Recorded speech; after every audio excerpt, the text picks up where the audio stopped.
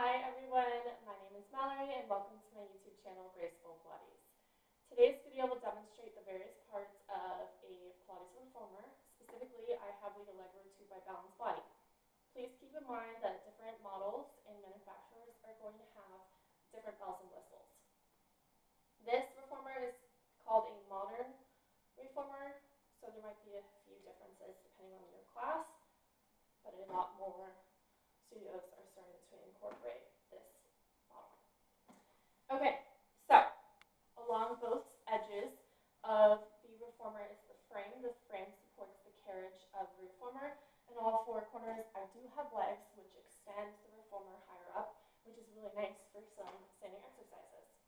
So to begin, this metal bar is referred to the front of the reformer. The other side where the pulleys are is the back of the reformer. So to begin, this wooden platform here is referred to as the standing platform. There are grips along it which will help support you along with your grip socks. There's two metal slots here, so your jump board would be put in here for cardio. There is a foot strap that your feet would be hooked underneath depending on the exercise. Then up above it is the foot bar. The foot bar, depending how you have your feet arched and what part of your foot is actually placed onto the foot bar, will change the foot workout. Really helps as a great warm-up for your pectoral muscles, as well as your foot, ankle, and leg alignment and balance coordination, etc. Okay, so in between the frame is the carriage. Everything between the frame is called the carriage.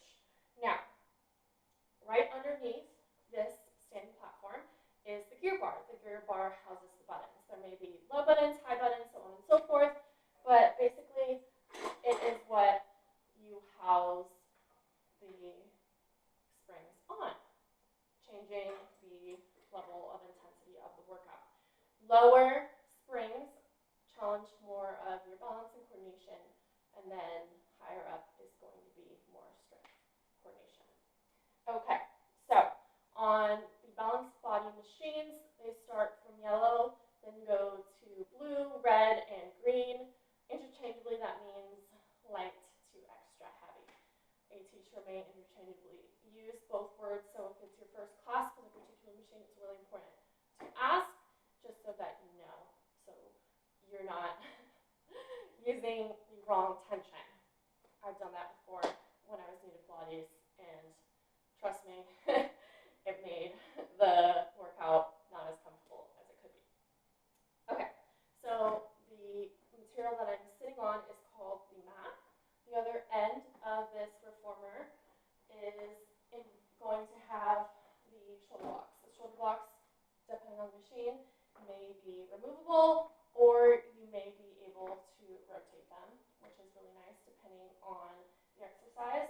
For example, if you have your legs in between the headrests, it might be nice to rotate the shoulder blocks to be parallel so your thighs aren't rubbing on it, or even completely removing it.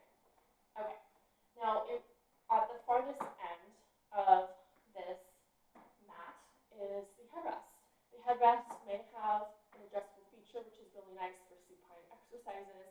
However, for sideline, can be dangerous. Really pay attention.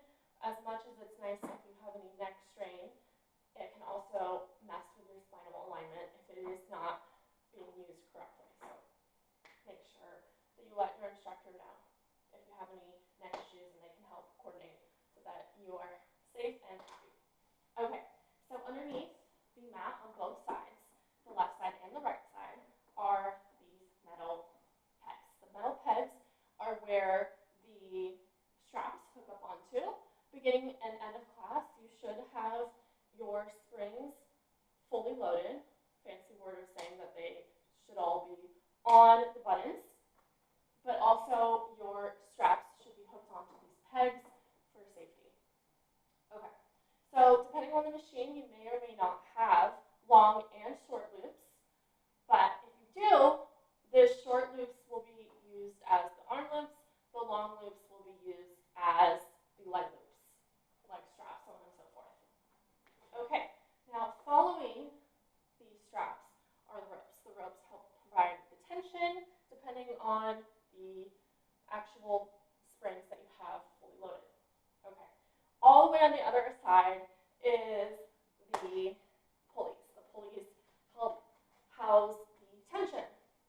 Now, depending on the machine, there may be a tower, which is really cool because it adds another dynamic. I do not have my springboard on right now, but keep in mind that is another layer that can be used. If you have any questions about